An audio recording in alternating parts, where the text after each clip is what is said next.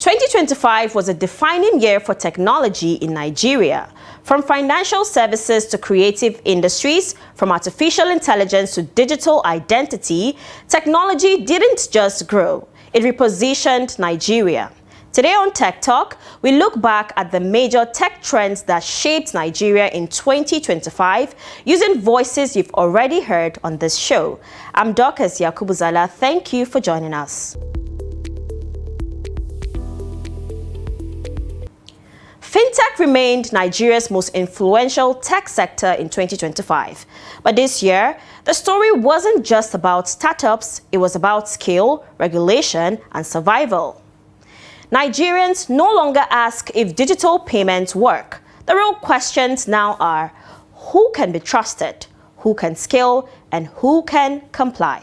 Well, the challenge is facing the cryptocurrency industry, I would say in Africa and Nigeria. First, it was lack of regulatory clarity, but now regulation is beginning to take shape.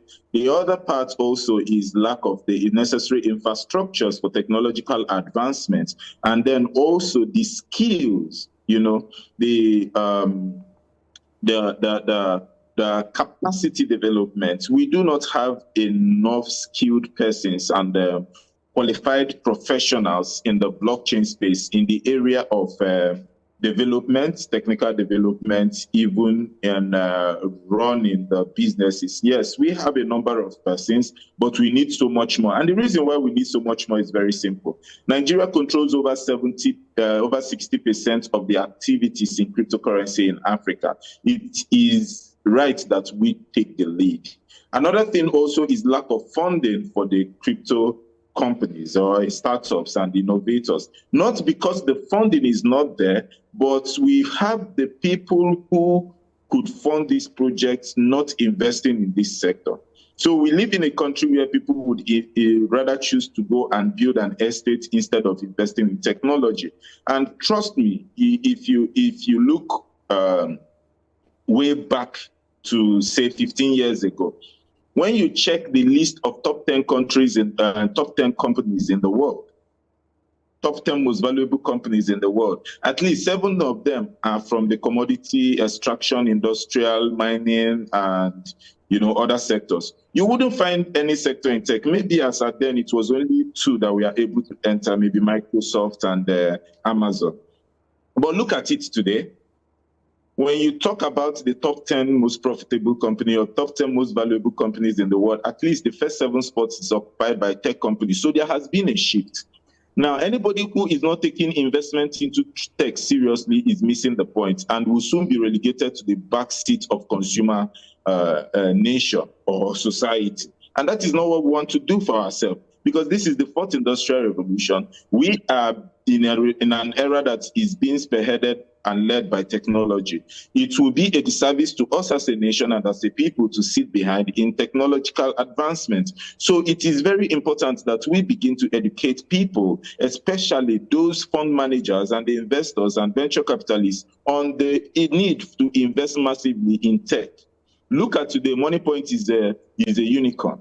At the other time, we had Flutterwave achieve unicorn. We saw the exit of Paystack and, what those guys were able to achieve with the Paystack. So there is a whole lot of opportunity that is massive for technological investment. So I would say that we need the right regulations, we need the right infrastructures, we need the right skills, and we need massive funding to develop the sector. Artificial intelligence moved from buzzword to business tool in 2025. AI was adopted not for experimentation, but for efficiency, competitiveness, and survival. But as adoption grew, so did concerns about jobs, skills, and the future workforce. The current state of AI technology in Nigeria at the moment, I would say we are really trying, but then I'm going to say we're on the catch-up level at the moment because compared to what a lot of countries are doing, how they are beginning to reshape their policy around AI, the Nigerian policy around AI is not totally defined at the moment. So there's still need for like some coordinating infrastructure around the use of AI and how we could integrate AI ethically. So I would say one misconception is that everybody thinks AI is just generative AI. And to put it in very simple terms, everybody thinks AI is just use, or most people think it's used for, image generation, fake videos like they see on the medias and things like that. But it goes way beyond that. It can be integrated into education, into learning system, into discovering patterns and helping us, do some repetitive tasks, right? So for example, you could use AI to, schedule like a run through of how you want your everyday should be. Let's say for example, you have like a repetitive things you do at work. You could use AI to, integrate it into that system to help you solve out like repetitive tasks, So it's not just about generative AI. It's not just about images. It's not just about creating videos and entertainment. It's not just for entertainment. It goes way beyond that. It can be used in your work. It can be used to learn, right? It could be used way beyond just generative AI. So it's not a threat. I would say it's an opportunity. And we don't have a choice at the moment. We have to really just adapt to it, because the earlier we adapt to using it at work, the better it gets for everybody. It's really going to make it's really just going to make work easier for everyone. Imagine when you don't have to, you have like a structure, you have like a tool that could help you speed up your work process. So it's going to be like it's coming to help you and co-work with you, like cooperate and work together. So I would say it's not a threat. You are meant to pick AI as a tool and use it to work with you. It's going to make your work better. It's going to make your work faster. So use it like your assistant in general. AI is not going to use itself. It still needs somebody. This chatbot, this LLMs you are using, is not going to run itself. It needs somebody that understands what you want. You know what you're trying to achieve with these things, and you are trying to prompt it to generate an idea. So at the end, you are still like the author of what this thing produced to you. You are the one crafting how it works and what it gives to you. So the only difference now is that with the human perspective of things combined with the AI features and the ability, right? You are able to do more than you will with less time. So it's like you have a superpower to do more with less time, with less time consumption on it. So it's really just going to put you on a God mode. What you would have been able to do in like a day, but integrating AI into your system, you'll be surprised you'll be able to get it done in an hour, in 1 hour, I mean. Okay. Yeah, so nice. It's really just going to make our work better. Yeah. Digital skills became economic survival tools in 2025. Nigeria's workforce became more global and more competitive, but also more exposed to burnout and displacement. There's no sector that AI will not affect. AI will affect every sector across board, from technology itself to finance to healthcare to logistics to transportation to entertainment, media, and so on and so forth. But the areas that I strongly believe that we see in a very short term that we see AI transformation or the effect of AI. Number one will be within the finance space. Number two will be within the procurement and supply chain space. Number three, we're talking about the healthcare sector. They will be hugely affected. Why did I say that?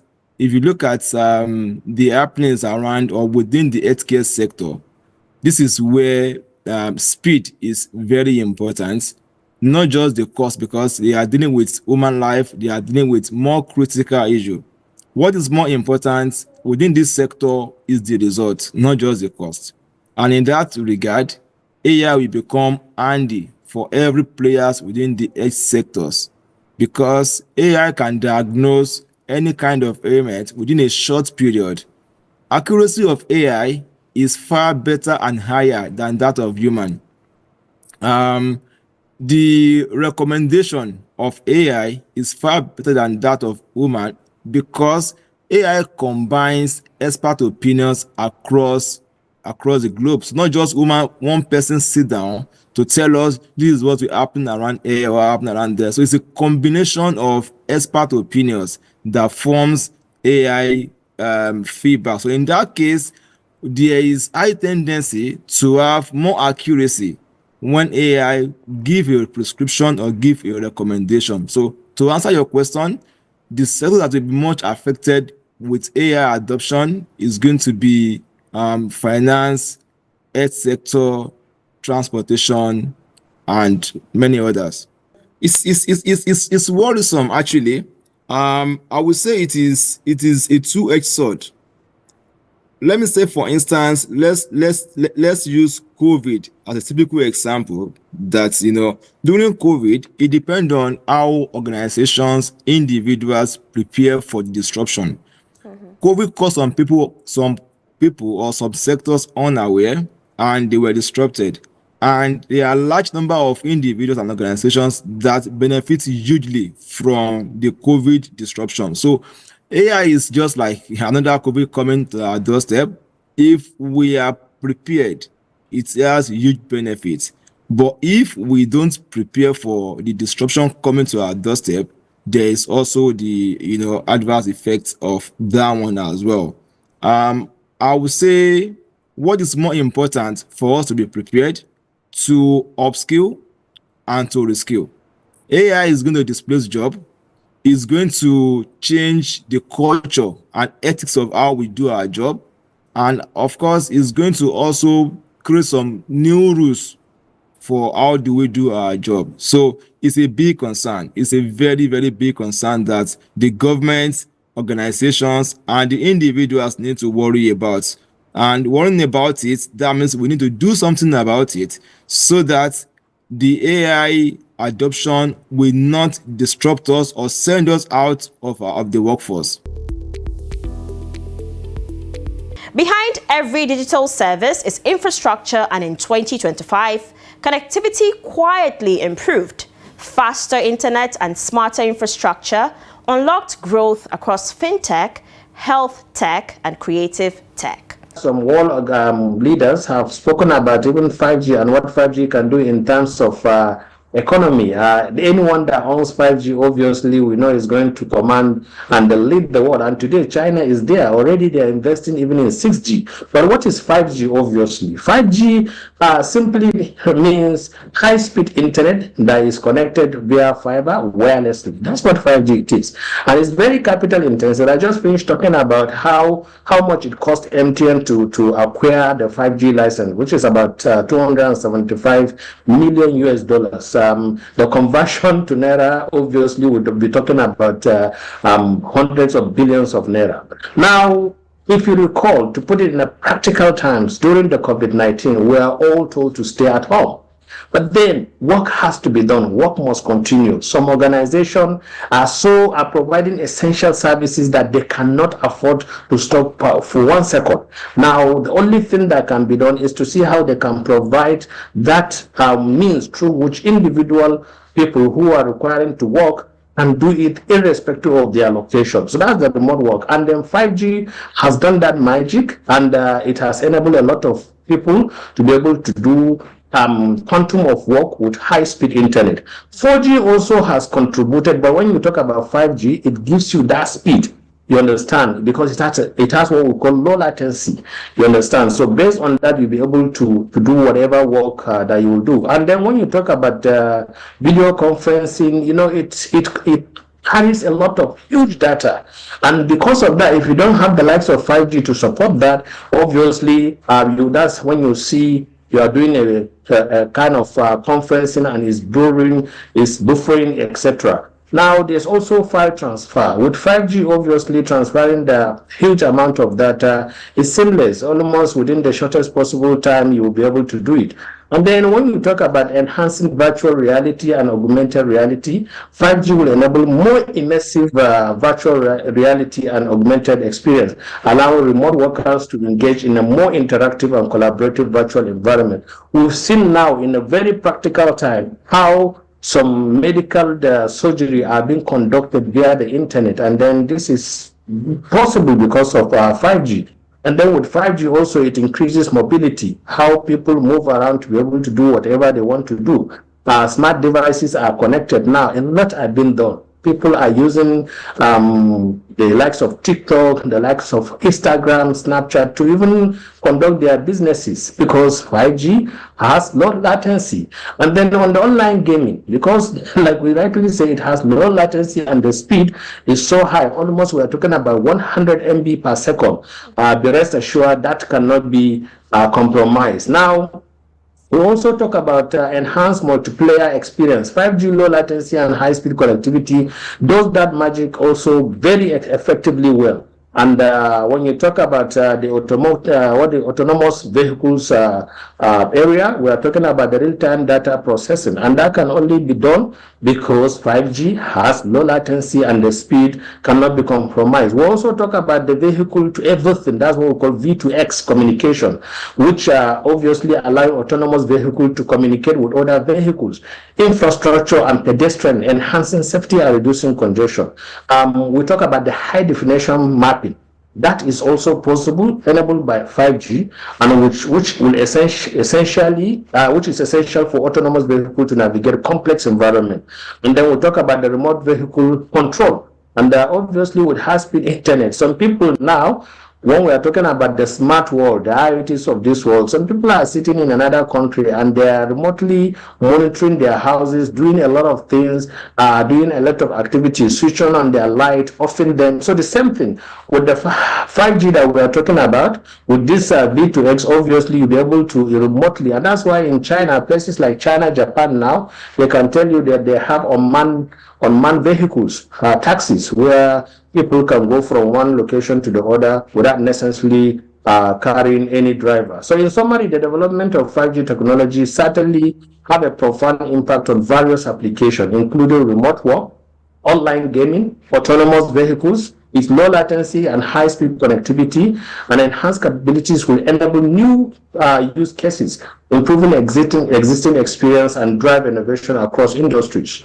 It's a reality that we cannot run away, the fact that we have to see, and I wouldn't call it astronomical, I will have to see an increase in the price of data, because data is life now.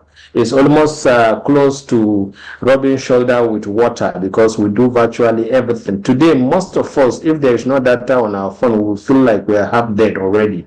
And so that's it. But however, and I think we are Oliver Twist, we will continue to ask for more. So if the providers, ISP, telecom operators are increasing the prices, we will tell them we want value for money.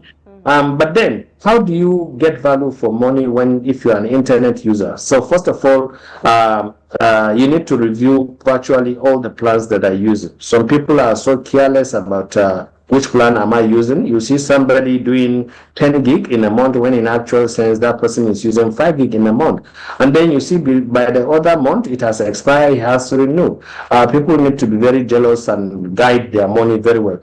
Now the other one has to do with means of connection. What are you using your internet for? Where are you getting the connectivity from? So for example, if you're in the office and you're using internet, and then obviously you're using it wirelessly, if you don't have a very good router, you might end up not getting that value. The other one has to do with some of these security firmware, malware, all those things affect the speed of internet, and then thereby by extension also affect the consumer experience, and then also thereby you don't get any value for money. Then also there's a factor that has to do with who is providing you with the internet, and I keep saying that sometimes when you look at it, you see internet providers, they have a way of capping usage. When they tell you unlimited, it might not be totally unlimited. When you reach certain speed, they might decide to cap it. And there's also the issue of throttling. So it's very familiar with ISP providers. So people need to check to make sure that it doesn't happen. And then also regularly, you need to like restart your modems to make sure that they are up to date. Because if you don't restart them, sometimes they can get freeze, and then you might not be enjoying quality of service. So if you follow these steps, obviously as a consumer, I can attest to the fact that you will be able to optimize your speed, your internet speed, and ensure that you are getting the best value for money. Thank you. Technology reshaped Nigeria in 2025, but technology doesn't exist in isolation. In our next episode, we examine the consequences, regulation, startups, cybersecurity, creative industries, and what all of this means for Nigeria's future. Do well to follow us across all social media platforms for more programs, news, and documentaries. I am Dorcas Yakubuzala. See you again next week.